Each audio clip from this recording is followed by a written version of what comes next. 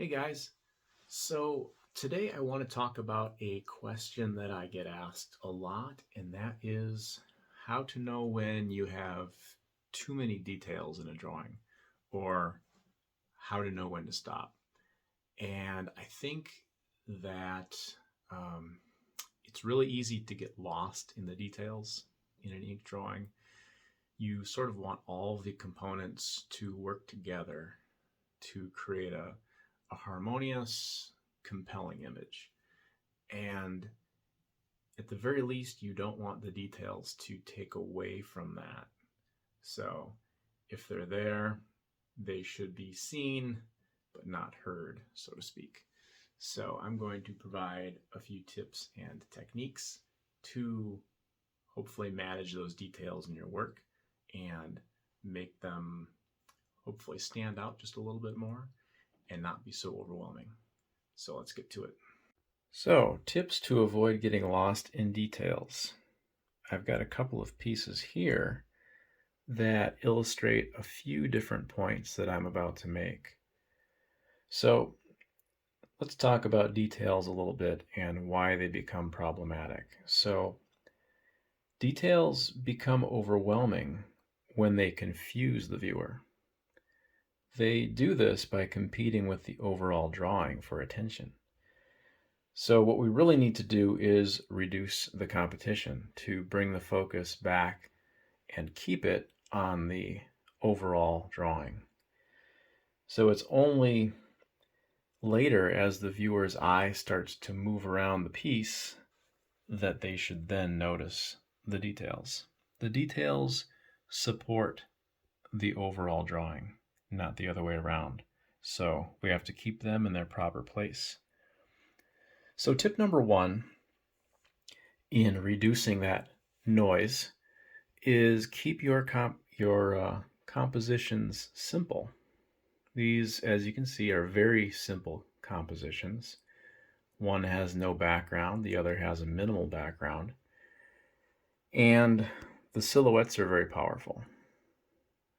So I've used a lot of heavy blacks, and having that heavy black allows more details to be included without them competing with the drawing, because the black will hold the attention first and then the gray tones get noticed. So if you have heavy blacks in your drawing, your eye is going to go to that first, and then you're going to see the little details around it. So it's reducing that competition. So like the first couple drawings that I showed, these are also very simple drawings, and I wanted to pull these in real quick just to illustrate a couple of other points that are maybe a little more prominent in these two illustrations. And that is another tip, which is using the silhouette to incorporate details. So you can see here how I've got little shreds of robe and these pieces of hair sticking up here and here, and even down here where this tattered robe tapers into very fine points. That details can be in silhouette, and that's a way of including details without really overwhelming the senses too much or competing too much with the overall composition. And in fact, when they're used like this, details actually add to the composition. So when you step back and really look at that drawing, those flowing shreds of robe are one of the first things that your eye sees, because it's an area of high contrast. And moving over to this one, we have something similar going on, except this one's actually got a simple background. But even with this flowing line background, these fine details in silhouette do still stand out. And even down here, where the detail of the straps of his boots are sticking out, or this fine tip of the robe here and here, these really stand out because, again, they're that area of high contrast. So I just wanted to point that out real quick, that um, details can be in silhouette. It's a very important thing to remember, not to overlook that. So that's something else you can incorporate in your compositions as well. So next, I've got a couple of drawings here that employ my next tip, which is to keep your backgrounds simple when you do have a background. As you can see, both of these have a background that is consisting of lines running in a single direction, vertically over here, at an angle over here.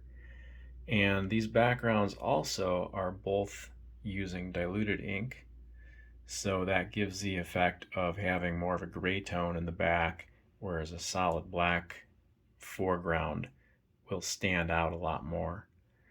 And as you can see, you can still keep a lot of detail in these foregrounds and it does not get lost, in part because that background is so simple and also in part because it's faded and more of a gray tone. So keep that in mind when you are putting in a background. If you don't need to have a very complex, detailed background, it's a great way to let those details really stand out and not be too overwhelming.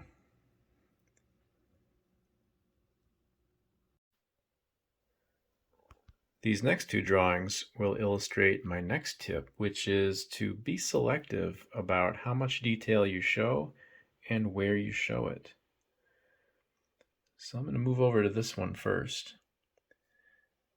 Notice how the eye, as I mentioned earlier, is drawn to the area of highest contrast first. So the first thing you sort of notice is the dark areas here because there's not a lot of dark in this piece. The next thing you notice is this white streak that's breaking up these lines, and your eye goes into this little spacecraft here. So I'm really being selective about detail. Like the background, again, is very basic, single direction lines. And I've got a lot of detail in the rocks here because that's kind of my area of focus.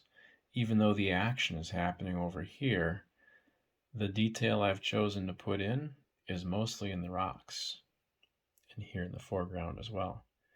So I'm using detail to draw the eye, and then everywhere else is just sort of kind of got this bland either dots going on here or lines over here. Now there is one other thing going on in this piece that involves detail that I wanted to bring attention to, and that is these little areas here that I call line breaks, where I'm going along with my lines and I'll stop and I'll put a couple of little lines going the opposite direction or perpendicular.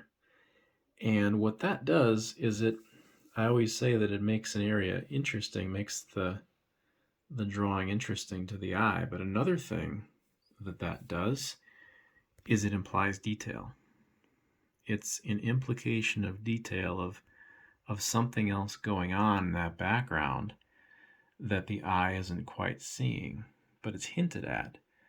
And that's another way to suggest detail without actually having to put it in literally. So I just wanted to point that out. And I'm just going to move over here to this drawing. And again, notice how the eye is drawn to, of course, the whole silhouette of the man, but also the shadow under him. It's the first place you look. And I've got most of the detail in him, a little bit in the rocks, and very little detail used in the background. So I've got the suggestion of these buttes in the background, but it's really just very basic lines. The cabin down here, again, very basic lines, just enough to show that there's a cabin there. Now I could have really gone crazy and I really could have made an elaborate cabin and drawn all the detail and the shingles on the roof and the logs and everything, but I didn't need to do that. I only needed to hint at the cabin. So be selective about how you use details, and you can you can use that rule to guide the eye to focus, to put the attention to focus where it needs to be, and not overwhelm with too much detail. So the last point that I wanted to make in this video is illustrated by these two pieces. And these kind of show how you can use composition to allow for maybe a little bit more detail heavy piece. This left one especially is very detail heavy.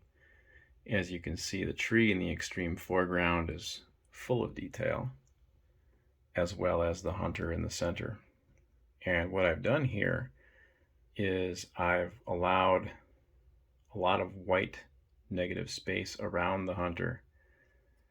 And then what that does is it creates a gap between these levels of detail. And it allows for a detail heavy area without being overwhelmed. If he was standing against the same level of detail that I have in this tree, it would look very cluttered. So I've separated them with this negative space here. So it requires just a little more planning. If you do want to have that heavy detail, give it some space, and you can go ahead and put that heavy detail in without it overwhelming the drawing. And over here, I've done something similar.